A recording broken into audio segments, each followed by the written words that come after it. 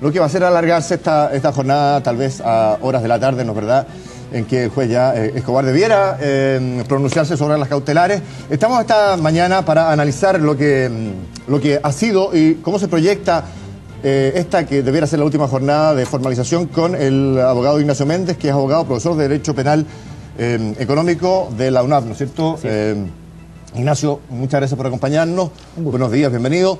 Es interesante lo que se ha planteado en los análisis previos respecto del protagonismo que va a tener hoy día la defensa de Hugo Bravo, que puede tomar dos vertientes. Él tiene una medida cautelar respecto de la cual yo me imagino está más bien satisfecho, atendido los delitos que se le imputan, ¿no es cierto?, que es arresto domiciliario y no prisión preventiva. Esto es fruto seguramente de un acuerdo con la Fiscalía que tiene que ver con lo que se conoce como colaboración sustantiva en la investigación de los delitos que analiza la Fiscalía. Puede que el alegato entonces no sea del abogado de Hugo Bravo, o la abogada en este caso, no sea tan extenso porque hay una medida cautelar que me imagino, satisface. Pero por otro lado, la Fiscalía le imputa una larga lista de delitos a Hugo Bravo, y lo mismo hicieron ayer, sacándose los balazos, entre comillas, en buen chileno, ¿no es verdad?, sí, las defensas de Carlos Alberto Lavín y Carlos Eugenio Lavín y Carlos Alberto Delano, y la del ex subsecretario Wagner, ¿no es cierto? Entonces recibe fuego de Fiscalía y fuego desde las otras defensas que básicamente argumentan que hubo actuación autónoma de altos ejecutivos de Penta que tomaron decisiones y generaron esta máquina fraudulenta para evadir o eludir impuestos. ¿Cómo ves tú lo que debiera ser la defensa de Hugo Bravo? Porque efectivamente, dice la defensa de Delano y de Lavín, el que firmaba los cheques era Hugo Bravo y Marcos Castro, el ex contador, ¿no es cierto? Entonces, y tú lo sabes mucho mejor que yo, las responsabilidades penales son individuales, vale decir, el que firma los cheques de las boletas ideológicamente falsas o de las facturas ideológicamente falsas, ese Hugo Bravo no son Delano ni Lavín. Sí. A ver, la tentación que hoy día va a tener que sortear la defensa de Hugo Bravo, que no sé si la va a encomendar Catherine Latropo o Gonzalo Insunza, es si se hacen cargo solamente de aquello lo cual fueron emplazados por la vía de la formalización, o si a su vez también se hacen cargo y retrucan aquellas acusaciones o endosos de responsabilidades que provinieron, no inesperadamente creo yo para ellos, de parte de los sindicatos más importantes, ¿verdad?, de los controladores. Si yo me baso en un estricto rigor procesal, ella debiera hacerse cargo exclusivamente de los fundamentos, ¿ya?, en los cuales se basa la cautelar. Yo quiero hacer presente algo. Lo que en este instante están haciendo las defensas no es hacerse cargo de los cargos de la formalización. Eso ocurre en el juicio. Eso ocurre en el juicio. De lo que están haciéndose aquí cargo son de desvirtuar a través de los presupuestos que establece el artículo de la prisión preventiva, el artículo 140, que es de la inexistencia de los presupuestos que hacen permisible la prisión preventiva. Correcto, pero sin embargo, Ignacio, no sé cómo lo ves tú, pero esto tiene el aspecto de alguna forma de juicio más que de audiencia de formalización desde el punto de vista de lo minucioso y cierto y probado casi que da la Fiscalía a los hechos, y las defensas han asumido una lógica similar, desvirtuando cada uno de los hechos o intentando hacerlo, que plantea la Fiscalía, y no haciendo exactamente lo que tú dices, que es lo que debieran hacer, que es desvirtuar los presupuestos que hay o no hay, en este caso, para las defensas, para desvirtuar las medidas cautelares. A ver, lo que pasa es que efectivamente es así, pocos juicios son formalizados con una etapa desformalizada tan extensa y tan minuciosa como esta, pocos, por lo tanto se llega con una copia de antecedentes muy superior al que se llega al habitual de los juicios. Pero dentro de, yo quiero ser bien claro, la prisión preventiva es la única medida cautelar que exige requisitos para su concesión. Sí. Todas las demás no exigen requisitos. Aquí es que hay requisitos. Y uno de los requisitos tiene que ver que existan antecedentes que justifiquen la existencia del delito. Por lo tanto, toda la primera parte de todas las exposiciones tiene que ver con aquel aspecto, el aspecto que ellos desvirtúen la existencia de antecedentes que justifiquen la construcción típica del delito. ¿Hay o no hay delito, en este caso de cohecho, en el caso de Wagner? Más bien si hay tipificación. Ayer todos los alegatos tienen que ver con la construcción del tipo penal en cuestión. Te lo quería preguntar porque encontré muy interesante el alegato particularmente del abogado de Pablo Wagner, que alude a lo que se conoce, entiendo en teoría jurídica, como el delito imposible, respecto del delito cohecho. Sí. El delito cohecho que se consuma tiene básicamente dos exigencias: que sea pagado el funcionario público por un segundo o tercero, digamos, y que genere, en razón de ese pago, un vínculo que es contrastado con una contraprestación en la medida de sus funciones, en medida de sus capacidades funcionarias finalmente, ¿no? O atribuciones funcionarias, que haga o deje de hacer algo en razón de ese pago que recibe. Y mencionaba el abogado de Pablo Wagner que entre las atribuciones y la definición legal que hay del cargo de subsecretario de Minería, que es cuando se le imputa, ¿no es verdad?, el delito de cohecho, no estaba, por ejemplo, respecto de la minera Dominga, que era un interés de venta, no está en ninguna parte descrita algún protagonismo en la tramitación eventual de un proyecto de esa naturaleza en la etapa de que estaba ese proyecto, que era básicamente de evaluación ambiental, ¿no es cierto? Entonces ahí lo que hay, según el abogado de Wagner, hay un delito imposible de ser cometido. Sí. ¿Ah? Sí. En doctrina se llama delito imposible o delito de tentativa inidónea, que es un delito que aun cuando los sujetos, aquí hay que entender que el delito de cohecho es un delito de doble autor, ¿ya? Por eso que aquí se produjo una suerte de colaboración entre Julián López y Pablo Wagner, en otras palabras, porque Julián López tiene que defender en cuanto el sujeto que cohecha. Exacto. Y Pablo Wagner tiene que defenderse en cuanto al sujeto cohechado. Por eso que se produce esta colaboración que tiene que ver con que para destruir un delito de doble autor tienen que ambos autores no ser autor. En lo que tú señalas, efectivamente, esto es un delito de imposible, puesto que, aunque existe el propósito de hacerlo, los elementos materiales que concurren al hecho hacen imposible la consecución del fin que exige el tipo penal. En este caso, tanto o más que el espectro de funciones públicas que tenía Pablo Wagner la hayan hecho invinculable con la aprobación de la mina, la alegación tiene que ver con una cuestión incluso más clara, tiene que ver con que si uno analiza dentro de la trama de reglamentación que se exige para que una mina pueda entrar en operación, la función, la injerencia que tiene el subsecretario de Minería es igual a 0. Y si la tiene, hay una serie de otros pasos que son los podrían frenar o no claro, el proyecto. Y de hecho estamos hablando de una mina que en los hechos hoy día no opera y que en los hechos tuvo rechazos. Entonces él habla efectivamente de un delito imposible. El delito, para que sea catalogado de imposible, tiene que tener una imposibilidad que los abogados llamamos ab initio, es decir, desde un comienzo, aunque yo me lo haya propuesto, era imposible. Es decir, el ejemplo que todos los profesores damos en la universidad es, señor, si yo quiero matarlo a usted con una pistola de agua, aunque tenga toda la voluntad más férrea del mundo de matarlo, ese delito, aunque tenga un dolo homicida, es un delito de comisión imposible. Ajá. Relevante especular respecto de la posibilidad que acoja el juez o no las medidas cautelares más gravosas, que son la prisión preventiva, que la Fiscalía pide y de mayor peso, supongo, por hacerlo ella, respecto de 5 de los imputados, que son los 2 del Servicio de Impuestos Internos, Iván Álvarez y Juan Martínez. También lo pide respecto de los 2 controladores de Pente, de Pablo Wagner. ¿Cómo analizas ese escenario respecto de esas cautelares? Te lo pregunto porque respecto de la prisión preventiva, y lo conversábamos recién, es la única medida cautelar que requiere un fundamento para ser aplicada, ¿no? ¿Verdad? Es decir, es la única medida cautelar. Las medidas cautelares todas, salvo prisión preventiva, están en el artículo 155 y si uno los lee no tienen ningún requisito. Es decir, hay una discrecionalidad del juez.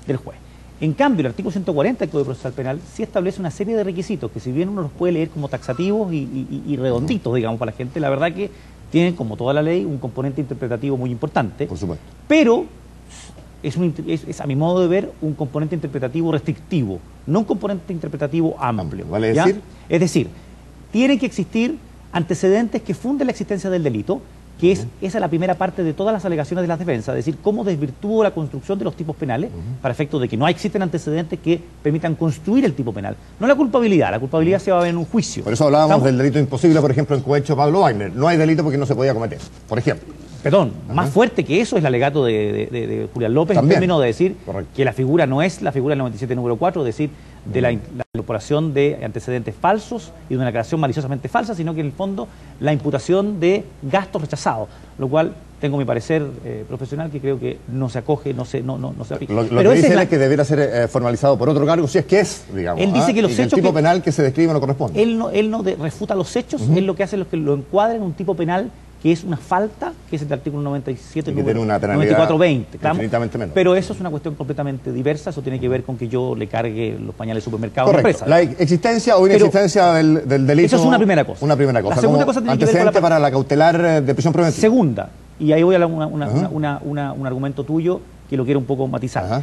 La participación, el que haya habido participación en los hechos.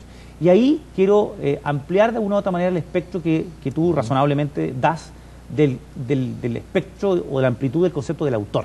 ¿Ya? Es decir, ayer Julián López nos demostró que De momento que no hay ninguna, prácticamente ninguna firma estampada en los cheques por parte de sus representados, eso no los transforma en autores. Quiero decir dos cosas respecto a la autoría en materia penal. La autoría en materia penal no se puede atribuir a una persona por ser controlador de una persona jurídica. ¿Estamos? Es decir, exacto, eso ¿ya? Atenta y le pega al corazón de la administración financiera económica de toda la empresa de Chile. Es que la responsabilidad penal es siempre personalísima. ¿Ya? Por eso digo. Primera cosa. Pero también, por otro lado, la autoría no es simplemente de aquella persona, para hacerlo entendible a la gente, de aquella persona que le asesta la estocada o el puntazo al muerto, al homicidio. El autor material, digamos. El autor directo. ¿Ya? El autor inmediato. También existen autores mediatos, que se llaman, o autores que no participan. De hecho, en la doctrina española se denominan el hombre detrás del escritorio. ¿Ya?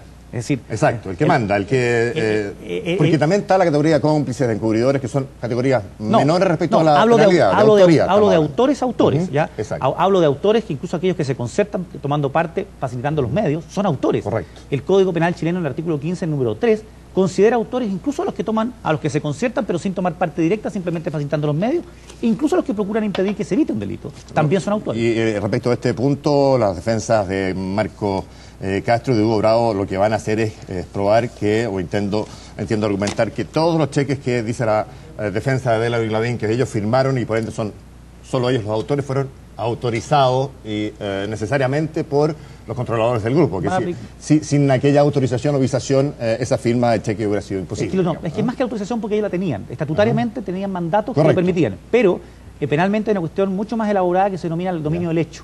Okay. Uno tiene que saber quién tiene el control de la secuencia delictiva. Y aquí claramente, ¿qué significa el control? ¿Tengo la facultad de poder desplegar un curso delictivo o tengo la posibilidad de cortarlo? Y en ese sentido, a mi modo de ver, Carlos Eugenio Lavín y Carlos Alberto Delano sí tenían el dominio del hecho, el control de la carreta para efecto de decir, señor Bravo, no ejerza esas funciones que yo le di, o señor Bravo, sígala ejerciendo laxamente. Lo que argumenta la defensa de ellos, evidentemente, es que no estaban en conocimiento de esta situación, mal podrían haberla controlado o paralizado, como sugieres. Respecto de los funcionarios del Servicio de Impuestos Internos, la posibilidad de que sean... Bueno, Iván Álvarez ya está en prisión preventiva por el caso Fundo, ¿verdad? Y es interesante que se pida de nuevo porque respecto de él probablemente ya lleva varios meses, se extinga o se apele respecto a esa prisión preventiva en el caso Food y pueda eventualmente quedar libre. Se pide prisión preventiva respecto de esta formalización por estos cargos, ¿no es verdad? Respecto de Juan Martínez también y de Pablo Wagner, que nos va quedando también como otro... El de Pablo Wagner yo creo que hay una baja posibilidad. La única posibilidad, creo yo, es que el juez pondere de una manera distinta la reiteración. ¿Por qué? Porque si este juicio hubiese sido en el mes de enero, yo estaría diciendo que don Pablo Wagner tendría que haber llevado un bolso con pijama hoy día al tribunal, puesto que hasta el mes de febrero el delito de lavado de dinero era un delito que tenía pena de crimen, o sea, una pena que se bajó ahora a menos de 5 años, ¿no?